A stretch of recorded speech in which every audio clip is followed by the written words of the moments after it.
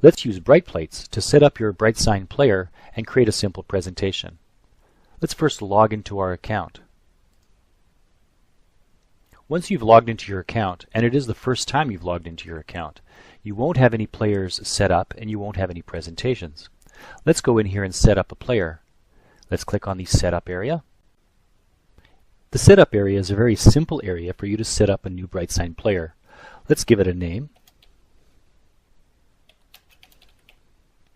and a description.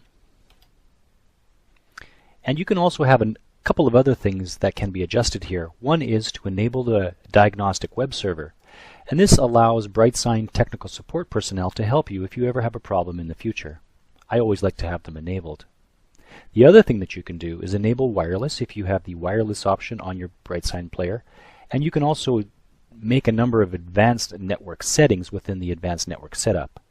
By default, the player will do a dynamic access to your network. We'll grab an IP address and download from the BrightPlates cloud service on its own, so you don't really need to change anything here. You could change the time zone if you like. Simply just go Pacific, and then create setup files. When you create setup files, a zip file is created. Let's open that zip file and copy all of these to the SD card you will be using in your BrightSign player. Once you've copied them to the SD card, then you can take that SD card and reboot the player with it. The player will come up with the name and register itself to your BrightPlates account. Let's close that and close the instruction dialog, and then go back to the BrightPlates. Once you have set up your player, it will show up in your My BrightSign Players area. You'll notice here I have my left menu, the left menu board player set up. I can go in here and click on the View button. It will give me some basic details on my player. The name of the player, the serial number, which is important for our BrightSign technical support, the auto-run version, firmware version, and the card that's inside of the player. You also get a message saying that you are now ready to explore the templates within your presentations. So let's create a presentation by clicking the Create Presentation button. BrightPlates has a number of categories as well as aspect ratios that you can use within your presentations. You can use landscape, and out of the landscape categories you have menu boards,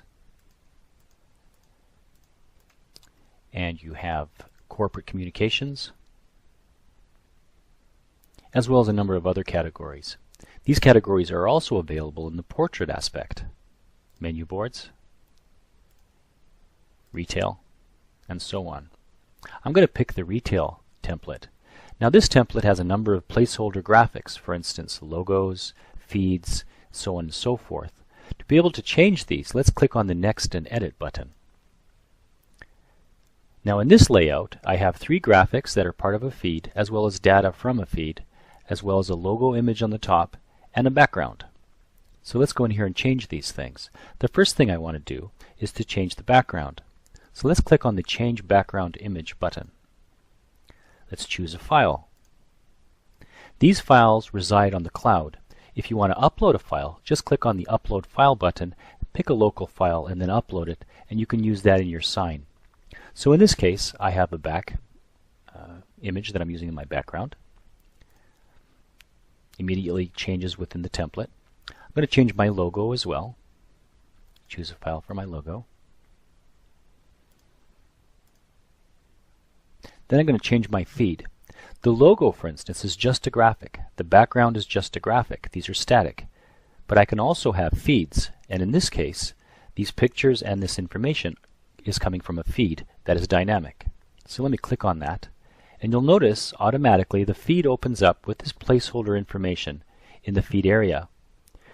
When you publish a sign and use a sign, if you change this feed within BrightPlates, that sign will also change the information in its feed, so you can change pricing and so on and so forth within this feed area.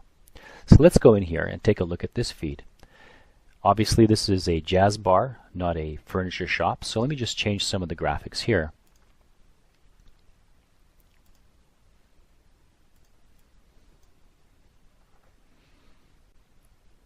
Once you have added all the items within your feed, give your feed a name.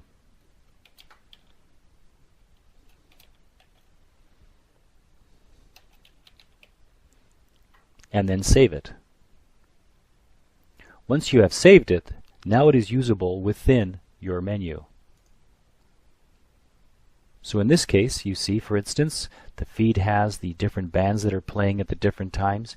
Using the formatting of this template, you can go in at any time and change this information and publish it. So now that we're finished making this menu, let's do a save and publish. Give the menu a name.